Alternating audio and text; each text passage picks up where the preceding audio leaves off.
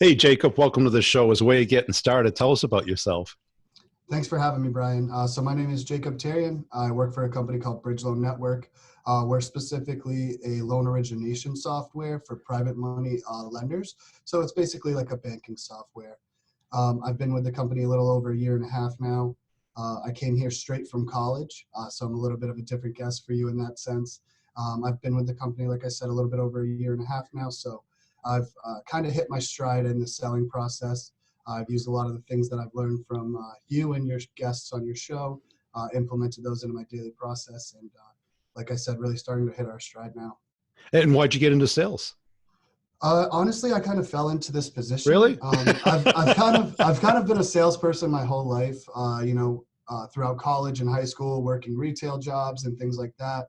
I grew up in Vermont, so I worked on a ski mountain most of my winters, selling equipment, things like that. And I never really had a desire to go directly into sales, but I actually had an internship not too long ago, and the gentleman that ran that company urged me over and over again to get into sales. And you know what? I was searching for jobs online one day, came across this job, interviewed with the folks, had a really good relationship off the bat. And I always had that voice in the back of my mind from that boss from that internship saying, you've got this personality for sales. You need to just go execute it. Yeah. So I joined on with the team and I jumped in with both feet. And ever since then, I haven't looked back. Yeah. And how was the first year? Was it hard? It was hard at the beginning. There was a lot of losses, a lot of fails. But again, I always try to take something away from those. And again, you just got to work through those and find out what works for you, find out where your process. The biggest thing that I struggled with was coming into a new industry that I didn't have a background about. So it was a lot of doing research on our competitors, on our customers, what they're looking for. And once I kind of realized what our competitors did and what our customers were really looking for, that's where I really understood how to start selling our product, Yeah. because it really comes back to helping them solve their problem. They're calling you because they have a problem that your company can help them lesser that problem or be a complete fix for that problem. Yeah. And what So is your sale like? Do you get a lot of inbound? a lot of inbound. So most of the people that call us already know about us. They know what we do. They have an understanding of where we position ourselves in the market.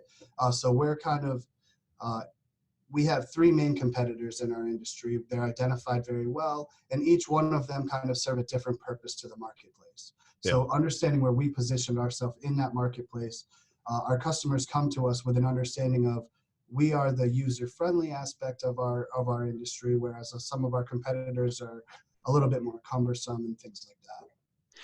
And so how do you get to qualify them? So you're probably asking questions to determine, are they a good match for you or a great match for you? Right, absolutely. So again, it goes back to understanding what their core problems are. Yeah. So once I understand, we have a solid process in place, but we might not have the technology to implement that process. Yeah. And the biggest thing in my industry specifically, as a software salesman, is that training is an aspect to the sales. You Yeah. have to understand that you're selling the training and how long it's going to take, how cumbersome it's going to be, if it's going to interrupt their daily processes. So as soon as you understand their needs, you can start to create your sales pitch tailored to that client. And they're calling you because they didn't see enough on the website, or they want to get a demo, or they, So mostly demos, mostly yeah, folks want to see a demo, see if it's going to be something that's easy to implement, that their team's going to be able to understand. Because again, if you're training somebody on a software for 2 or 3 weeks, that's time lost doing your daily processes, yeah. closing, whatever it may be that company does. And so do you just dive into the demo? Is it pre-scheduled? Is it, So yeah, we usually pre-schedule the demo. We'll ask a lot of background questions at first to get an understanding of the company, how large they are, if they have a franchise set up where they have multiple branches or anything like that. You really understand who their clients are as well, because in software sales specifically, I think it's important to understand, is your software going to solve the solution for that client? And is it also going to help their clients? yeah, So a lot of times nowadays, no matter what industry you're in, there's some type of a client-facing aspect to that business. So for us personally, we have a client-facing aspect that's going to make things easier for our clients' clients. So it's kind of like a ladder in that sense. yeah. And are you capable of giving the demo, or does somebody else do it? Or No, absolutely. So again, we're still in that startup stage, I would say, yeah, even though the company's been around for a while. So I wear many different hats. I'm the hunter, the gatherer. I do all of the demos, the ongoing training for when that company has new employees that come on, all that type of stuff. So I usually take the client all the way from the lead stage all the way until they're a client for 2 or 3 years. and what have you learned about giving a demo that you wish you knew when you started? So Because yeah, and it's one of the things that I've heard on your show many times, which is you have to listen to them and hear their side of the story. They don't yeah, care about your pitch. You can throw your pitch out there all you want, but until you understand what they're actually looking for, it's not going to be effective. You're just talking and it's going in one ear and out the yeah, other. I wish I would have known that early on, because there were many of demos where I would just spit out what I thought the best features were, where really they were looking for something completely different. And yeah. and in that same vein, we might have had that same solution, but because I didn't understand what they were looking for, I might not have pitched that as much as I should have. Yeah, because giving a demo kind of is an art, and too many people turn it into a training course, and Right. it's not a training Right. course. Training is totally something separate. We do Separate, that at yeah, another time. The demo is initially finding out what they're looking for and showing how our software can be a solution for those issues. yeah. And if you can get them engaged in it, and the showing the product just happens to be what I call like the meal. Right. You Absolutely. go out to a meal with the client, not for the food. Right. Right. Right. That's the excuse. You go out there to bond, to Mm-hmm. understand, to listen, to Right. communicate with them. Absolutely. And one of the other things I've learned about the demos is that basically there's different aspects to the demo. So there's the beginning aspect where you're learning about the company, you're learning about what they do. Are they looking for something user friendly? Are they looking for something that has all the bells and whistles? And then once you identify those key factors, you improv a little bit. So you have the normal demo where it goes A, B, C. Yeah, Then you have the other ones where it's like, oh, you're interested in this. Let me go ahead and jump to this part and show you what that's going to look yeah. like. And So that's when there, you know you got them. Is when, absolutely right. yeah, they're And then asking there's questions and always the part about when you go into your CRM afterwards, after the demo, and okay, synopsis, what happened on that demo. A number of times, if somebody doesn't ask me any questions on that demo, that's going in the cold lead section. That yeah, person wasn't interested. They weren't hearing what we had to say. It might not be a dire need for them at that time. right. Yeah, it either might be, a better match for somebody else, or too early, or, Absolutely. they're just checking a box Right. instead of engaging. And I'm a firm believer that, B2B sales is very competitive, but I'm also the believer that relationships are very important as well. So if a client comes to me and we're not the best fit for them, I'm going to help them understand what the best fit is. Now, Yeah, I'm not going to spend my whole day doing it, but if I can kind of give them an idea of where to look for, I'll absolutely do that. I'm not in the nature of selling somebody that doesn't need what we have, because then you just have an unhappy customer. right. And they don't go away. Right. Absolutely. Absolutely. You'll see them online the next day. Yeah, or they'll be Right. bugging you about, hey, you said it would do this, or Absolutely. next release, when's that coming? You Right. misled me. Mm-hmm. Well, what happens after the demo? So after the demo, it's basically just hitting those little touch points. Okay, we've done the initial demo. You told me you were going to discuss it internally. You had to bring it to the higher ups, whatever the case may be. So I usually like to give a little gap, 1 to 2 days, let them mull it over, talk to whoever they have to talk to. And then it's just hitting those little touch points after that. I'll Yeah, send an initial email, um, you know, hey, Brian, it was great to talk to you the other day. I hope you found the demo beneficial. Here's a little flyer about some of the other things that we offer that I might not have talked to you about on the demo. Or if you have any other questions, give me a call. If we need to see a demo for somebody else, let me know. And just comes all day long. yeah, So you have to get in there any way you can. And sometimes the phone isn't the best way to do that. I yeah. have a lot of clients that I'll call multiple times and never hear back. So that you got to be able to hit them in multiple ways and just keep on those touch points and making sure that you stay relevant. And how do you stay away from just giving them a proposal? So basically, again, it all goes back to these were your needs initially. This is how we're going to fill those needs. If you need anything else, we can talk about that. If there was something you didn't see on the demo that you need, please let me know. But again, it's not just, okay, here's our rates. Are you going to sign up or not? Yeah. because it is a process. There's different stages to the decision-making process and the buying process. So you kind of have to walk them through that, make sure they completely understand, make sure all the decision makers completely understand. Yeah. And where does it typically get stuck on their side? The If demo they, goes great. yeah, if they have to bring it to a higher up, Yeah. because at that point, let's say they go to the operations manager. Okay, well, a lot of the things I talked about earlier, is this going to mess up our day-to-day process? How easy is this going to be to implement? And then they'll go, okay, now my COO needs to see a demo too. Can we schedule that for a week out?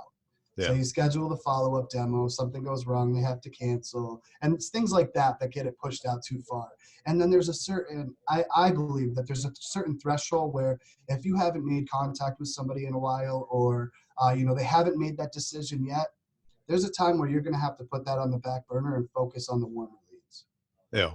And in that, how do you control that? Have you found a particular technique, either timing based or Yeah, a quid so pro I quo? I think it all comes back to having a good CRM, things that can give you alerts and let you know when the last time you talked to this person Yeah. was, things of that nature, because that'll help you schedule out your future reach out and email blasts or whatever the case may be, whatever you're doing. So we kind of try to schedule those things out where, okay, this person said they needed 2 weeks to review with their team internally.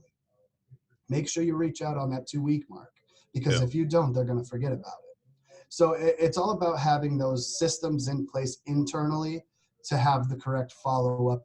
And there is a learning curve to that too, where some clients, they need to have you call them every day and say, okay, so I talked to this person today and this was their question. And then there's those other people that say, okay, I really need 2 weeks to go over this with the team internally. Don't talk to me again until that 2 weeks is up. Yeah.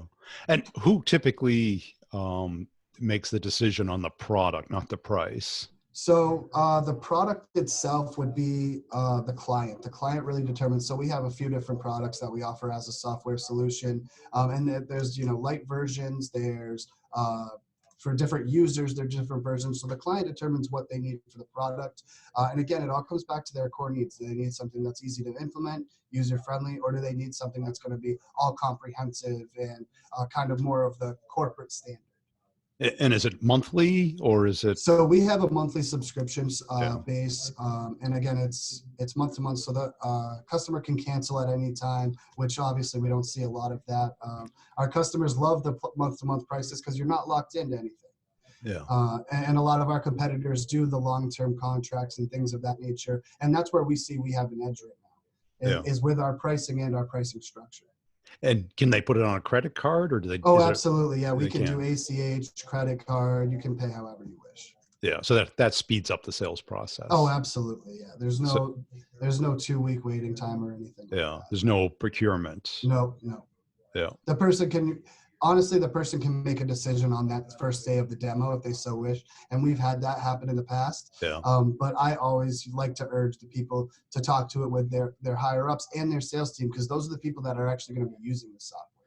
You want to And make sure that it's not too much of a hassle for those individuals. And how do you, without getting personal, how do you get comped? Is it on the first month, the first year, as long as they're a customer? So it's per account, and then there's longevity commission after that.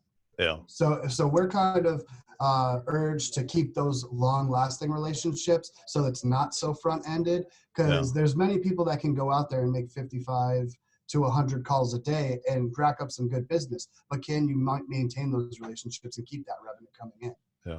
And do you get enough inbound to make your number, or Absolutely. you do? Absolutely. Yeah. Wow. So there's our industry is, again, commercial real estate. There's thousands and thousands of brokers across the country that use our software. And then there's new lenders, private money lenders that lend to these real estate investors, whether they're doing fix and flip or long-term rental investments. And so there's a number of those lenders popping up, every month. So those are our customers, and there's more and more of them just keep coming up. Yeah. So have you become comfortable in sales now, or is it now? Absolutely. Yeah. Like I said, I think I really started to hit my stride when I adapted some of those key values. And again, a lot of that stuff was just stuff that I had learned from you and your guests. So the simple stuff that I probably should have learned in school, but you don't get You that don't. No, experience, you know? It's different reading out of a book than actually being on the phone and doing it. meeting those face-to-face conversations and things Yeah. like that. So do you do any cold outbound? Yeah, there are some. We have a large database of brokers that have, called us in the past. Same thing with lenders. We have a large lead list that I can pick from whenever I need to. But to be honest, right now we've done such a good job marketing that there isn't much need to hit that call list very Yeah. often. It's just a There's lower priority. Yeah. absolutely, there's new leads coming in every day. Now, again, I mentioned we're at that kind of growth stage where we are starting to build out our team. So hopefully some of those folks that we bring on will be able to reach out to some of those old leads. And how has your day progressed from like the first month to what you do Right. now? So the first month it was working off of that list quite a bit, making a lot of those cold calls. And there was, some demos sprinkled in there so I could get some experience, but a lot of it was getting those people wanting a demo. And then I would Yeah. pass it off to the executive account manager, and then he would take it from there. So that was probably like my first 3 months. And then I started doing a majority share of those demos. Those accounts became mine. And then after that, it was just maintaining those new relationships and finding out how to do that. There's a personal aspect to these relationships where you have to know a little bit of background about the person. You don't want to just know about their company, but you want to be able to have that personal connection as well. And I think that's what drives those long-standing relationships. And how about as far as learning about the industry and gaining that business acumen? How have you done that? So that was actually the easier part for me. I've always been kind of interested in real estate, never worked in it before, but I came in and it was very easy to understand that your clients are almost banks. You're dealing directly with lenders who are giving money to people to do real estate investment. Yeah. Very simple to understand. The investors want to buy a house, fix it up, and sell it for profit. And it was just like, it was kind of cut and dry to me. And you start to understand, the acronyms and things that are in the industry over time. But up front, it was really easy for me to grasp, who my clients are, who their clients are. And the Yeah. other part of that is who our competitors are. But where did you find that info? Was it just online? Was it? A lot of it was online. We had a really good training program when I first came in where we spent an extensive amount of time on the industry and who our clients were and how they operate and things of that nature. But I'm a go-getter in the sense where before I even had the job, I had done a lot of research on the company itself, all of the competitors and the industry. And that was mostly done online. Yeah. And as far as sales skills, how did you develop them? Just doing it, honestly. Yeah. It's all about the practice. Like I said, you can't get that same experience that you get from hands-on from Yeah. doing it on, reading a book, or even if you do a case study in class. Nothing ever relates to getting on the phone or meeting face to face and actually selling that product. And but was there like a daily practice? Did you prepare for a call? Did you review a call? Did you keep track of your mistakes? Did you? Absolutely. So a lot of that comes back to the CRM aspect, where if you have a good way to track all those types of things, you can always see what you did wrong. And that's the best thing, is when you go back and look at a client you've talked to in the past. Okay, I remember on this call, I talked about this, but he really wanted to hear about this. Yeah. So moving forward, can you work off of those mistakes that you've made in the past and make them work for you in the future? But the other thing about that too is just understanding where I came from and how I started out as just somebody who would just call and pitch my pitch. And Yeah. whereas now there's that back and forth, you have a good understanding of the client and what they're looking for. And now you really know how to hit the needs of the client themselves.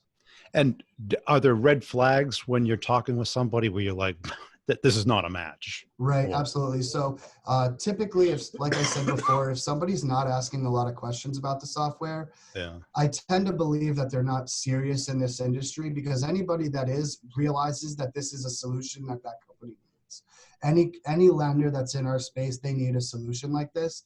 And if it's somebody who's not interested or not asking the right types of questions, fairly quickly I can realize that that person's either not interested in my product, or they're not interested in this solution at all. They don't have a need for it, or their need might be already filled and they might just be shopping. Yeah. And where do you see you taking your career?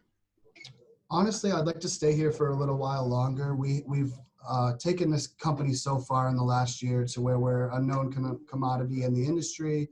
We've been recognized for some awards here lately. So we're still in those growing stages, and as a young person, I'd like to follow that through and see how far we can actually take this thing. And then from there, I see myself being in B2B sales for a long time. Yeah. I like I said, I dove in with both feet, and I don't look back. I don't Yeah. plan on looking back either. And what do you like about it?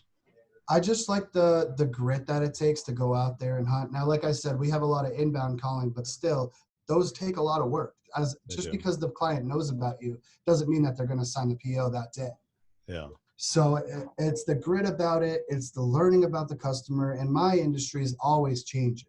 So there's an adaptation that we have to do, where our software needs to be able to change into what the future is looking at. There's always talks in our industry about another housing crash, all this chatter all the Yeah. time. You have to be aware of those things, and that's where I like to know what's going on. Where I'm talking to a lender, I can talk about, hey, did you hear about that New York law that's about to get passed? What are your thoughts on that? So we're not just talking shop about my product. We're talking about the industry, Yeah. and there's always that ever-changing aspect of it where you as a person have to be adaptable, and so does your product. And I would think that they would be passionate about those topics. Absolutely. Yeah. And that just Regulation. drives and that just drives great conversation as well. And then you get another perspective on those issues. Yeah. Because that's their life. Right. Absolutely. That's their livelihood too. Yeah. If New York state passes a law that restricts ROI on real estate investor, that hurts everybody in the industry, not just the investor themselves. Yeah. And it is a very cyclical business. Absolutely. High peaks and valleys and very competitive. Absolutely. And like I said, there's more lenders popping into our space every day. There's more investors now than there ever have been. So it's always changing, always growing competitively as well. And within your company, when do you see somebody that you know is going to be successful, and when do you see a red flag where you go, that girl's not going to work out? It all comes back to that hunter mentality. Yeah. If they don't have the will to go out and that's why we start folks off with cold calls to see if you have what it takes. Yeah. Because if you don't have the willingness to pick up the phone and call 50 people a day, you're probably not going to make it. Even at a company that has a lot of inbound calls, warm leads, you still have to have that grit and that desire to go out and hunt for new business. Yeah. And you're finding those people. Oh, absolutely. Yeah. And we find that it's a lot that younger people aren't as shy as the phones as some people like to make it out to be. Yeah. A lot of people say, they're all online all the time. Nobody talks on the phone anymore. But we found that a lot of people coming straight out of college, you can kind of train them to be a phone person. It's not as scary as a lot of people make it out to be. Yeah. And that's it, because there's a lot of talk about, not enough great jobs, but sales is like, certainly from an income standpoint. Absolutely, right. Coming either right out of school, or high school, even as college. Right. But that's it. You come out of college and you're like, you want to make six figures. It's like, unless you're an engineer or something, right? What else can you do? And you got to work your way up always. Yeah. No matter where you go to school, no matter how high of education you get, there's always going to be some aspect of climbing that ladder. And where did you get that grit, that disconnect from the rejection and the hassle and the hang-ups? And I think for me personally, it really started all the way back when I was a child, just watching my parents. My parents were both working class people who grinded all the time, and they always had that go-go mentality, and that's what I've always carried with me. Even from school, it was always, you got to have that mentality to work and grind and better yourself, and then you just keep learning new things from that and just continue to evolve and grow. All those balmy Vermont winters, right? Absolutely. And you have to wake up and go brush off your car just to get to work. And, it's all about working through any challenge that you get put in front of you. Yeah. And in B2B sales, there's a lot of those challenges that get put in front of you. Well, that's what it is. That's the main obstacle. If you can just not take it personally and just make the next call. Right. Absolutely. And that's the thing is, they talk about it in football a lot. Quarterbacks have to have short memories. I think that's the case for us too, where if one call doesn't go well, you've got a list of however many other people, just call the next one. Yeah. And what do you look for? What signals do you see in people? Are you involved in the hiring process at all? Yeah, I am. Yeah. So again, you don't have to have industry background for us to hire you. We want those core values about being able to go out and hunt, being comfortable on the phone, Yeah. having those certain sales qualities. Somebody that's worked in customer service usually works out a lot of the time for us because they have that ability to make the Communication calls and skills. Yeah. communicate. And then again, I ask a lot of questions identifying, problems. Can you identify what the problem is? Can you identify what the client's looking for? And how can you pitch off of that? How can you Yeah. identify those problems and make your pitch tailored to that client? Cool. Hey, this has been a great conversation. Where can people go to connect with you? Absolutely. I'm on LinkedIn all the time. You can find me there, Jacob Tarian. We are on LinkedIn, company Bridge Loan Network, and you can find me on our YouTube channel as well. We do a lot of educational videos on there.